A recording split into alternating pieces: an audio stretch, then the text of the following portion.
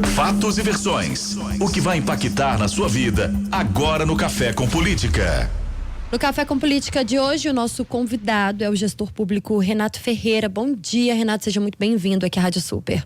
Bom dia, Thalita. Bom dia, Rodrigo. Bom dia, Renato. E a todos os ouvintes que nos acompanham aqui nessa manhã. Renato, vamos falar de renovação política. Aliás, tomou conta das últimas eleições. No ano passado, a gente viu um número expressivo de novos políticos, não só novos na idade, mas de pessoas que às vezes antes não tinham tido nenhum contato com a política.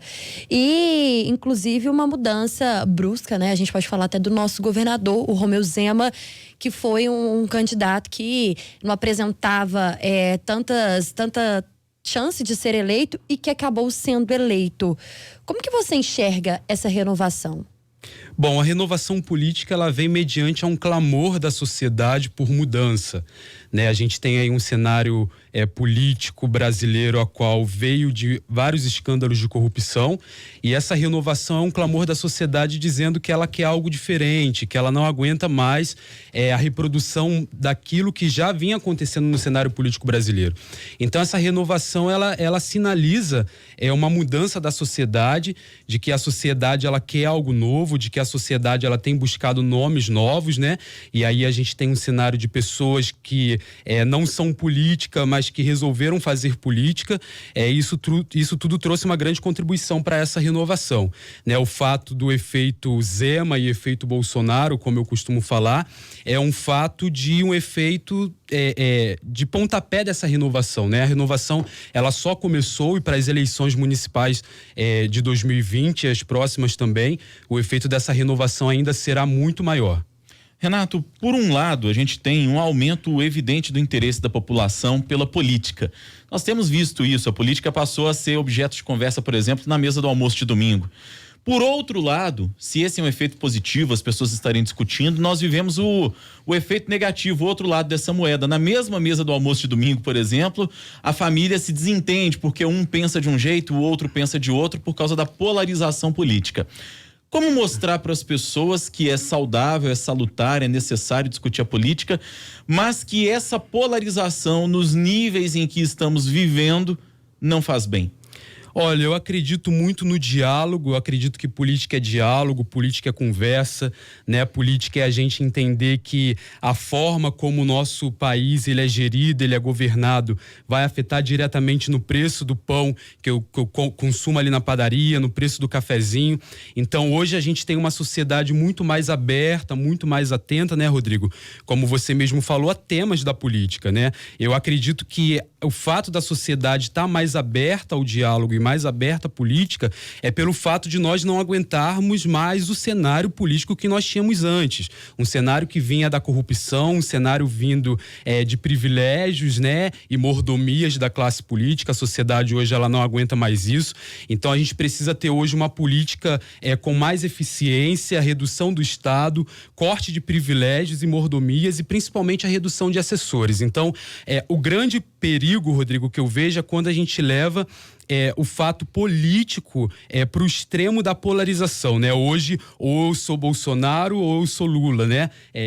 Ou eu sou A ou eu sou B. A gente não consegue chegar hoje a um equilíbrio, né? Então, assim, eu acredito muito no diálogo. Eu acredito que se a gente partir do princípio, principalmente na nossa casa, no nosso ambiente de trabalho, na faculdade, onde a gente convive, de dialogar a política, de tecer, né? A gente está no momento de tecer a construção de um novo Brasil, de um Brasil melhor. Eu acredito que esse é o caminho mais saudável da construção desse novo Brasil e não um caminho a qual o cenário político brasileiro ele vem tomando, que é um cenário de...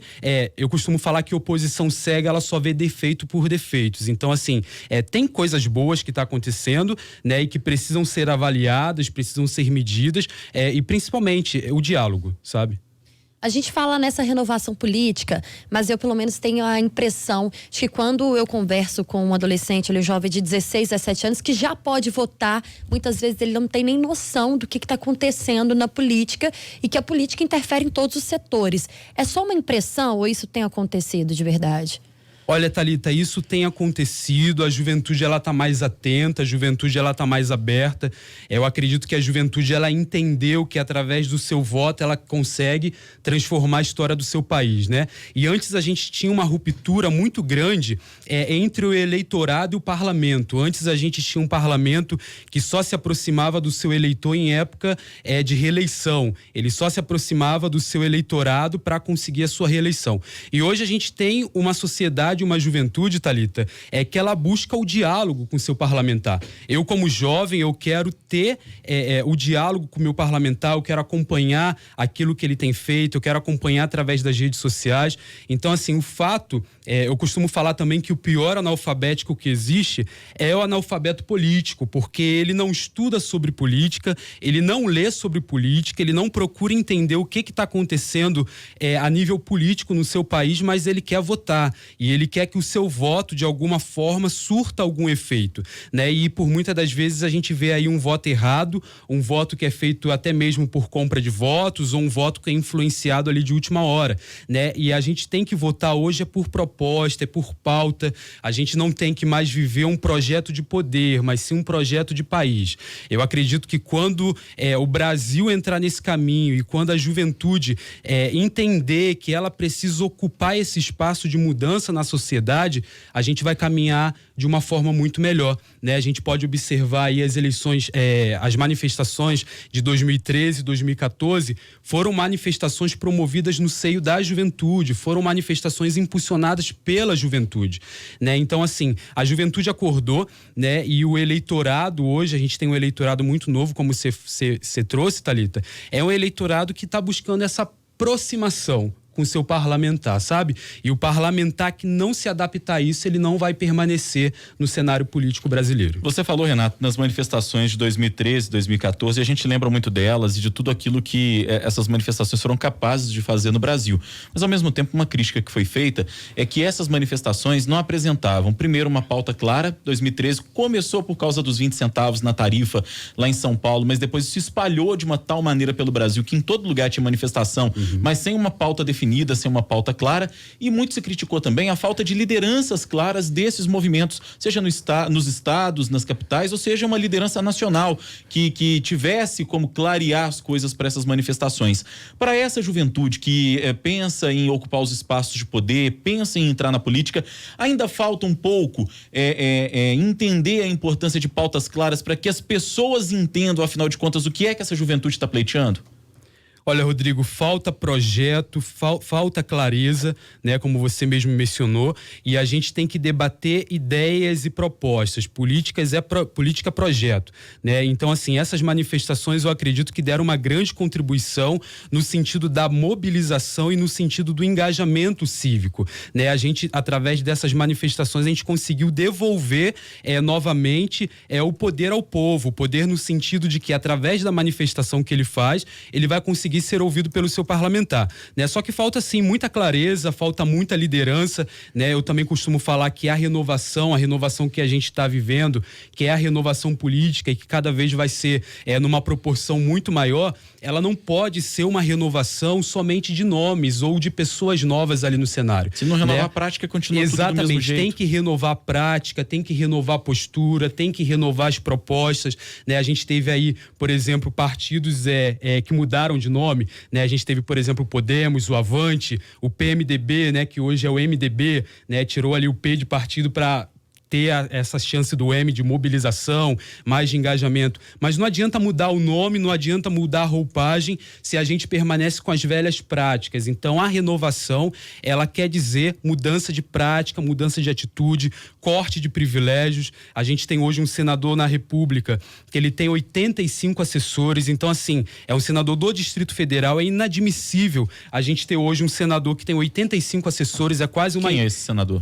Wilcy Rocha. É quase um senador que aclopa no seu gabinete quase uma empresa de porte pequeno. Então, assim, a gente precisa trazer essa mudança, né? E você fala da questão dessa renovação de práticas, não custa a gente lembrar que na Câmara dos Deputados nós tivemos no ano passado uma renovação recorde, acho que mais de 60% de renovação, algo próximo disso, mas as práticas estão revelando que continua tudo a mesma coisa. Ainda ontem a gente noticiava aqui que os deputados estão dispostos a votar em pautas que são de interesse do governo a partir de liberação de emenda parlamentar de R$1 bilhão. Ou seja, que mudança é essa efetivamente? Mudança de nome não vai resolver o problema. Exatamente, a gente não pode mais aceitar esse tipo de mudança. Essa mudança ela não é saudável. Mudar só por nome, mudar só por roupagem, mas não mudar as atitudes. Ontem, por exemplo, a gente teve na Comissão Mista de Orçamento um fundo eleitoral que foi aprovado de 3,8 bilhões para 2020. É claro que ainda vai para plenário e tudo mais, mas uma comissão aprovar um fundo gordo, enxuto nessa proporção é um escárnio para a sociedade isso, né? A sociedade ela não pode aceitar algo desse tipo. Por que não pega o valor desse fundo bilionário, investe em educação, investe em saúde, investe no ensino básico, investe em infraestrutura, sabe? Tem tantas pautas mais urgentes e a gente está falando aqui de um fundo eleitoral bilionário para se fazer reeleição de político, né? Então, assim, o dinheiro do pagador de impostos, o dinheiro, o meu dinheiro como contribuinte, o meu dinheiro de você, ouvinte que está ouvindo, ele precisa ser um dinheiro revestido para a saúde, para a educação, para a segurança pública, né? E não para alimentar um fundo eleitoral bilionário, como a gente viu ontem acontecer. Então, essa aprovação do fundo eleitoral que foi aprovado ontem traz muito claro isso, de que se a gente teve um índice de renovação muito grande no Congresso e no Senado, mas e a prática dessa renovação? Sabe, qual é a proporção dessa renovação? Será que a gente está mudando ou será que a gente está inchando ou simplesmente mudando a roupagem? Hora do bate-pronto. No Café com Política. Hora do bate-pronto. São perguntas objetivas e respostas igualmente objetivas. Combinado, Renato? Combinado. Para começar, renovação política. Necessário. Futuro da política no Brasil. Mudança, engajamento e um posicionamento diferente da sociedade. Nova política ou velha política? Nova política. Governo Zema. Um governo positivo que pegou Minas Gerais aí com um déficit monstruoso, né? E tem um grande desafio aí de arrumar a casa, e está arrumando. Bolsonaro tem feito um bom mandato, né? E a gente torce aí para que venha conseguir colocar o Brasil nos eixos que é necessário, apesar de um ponto ou outro que às vezes poderia ter mais flexibilidade, a forma como se dialoga, né? A forma como compartilha suas ideias, mas tem feito um bom mandato. Corrupção não podemos mais aceitar. O Brasil não pode ser mais o país da impunidade, o país do jeitinho, o país do rouba mais faz. Tem que fazer e tem que fazer de forma limpa, clara e transparente. Gestor público Renato Ferreira foi o nosso convidado de hoje no Café com Política. Obrigada pela entrevista. Eu que agradeço. Obrigado. 8h50.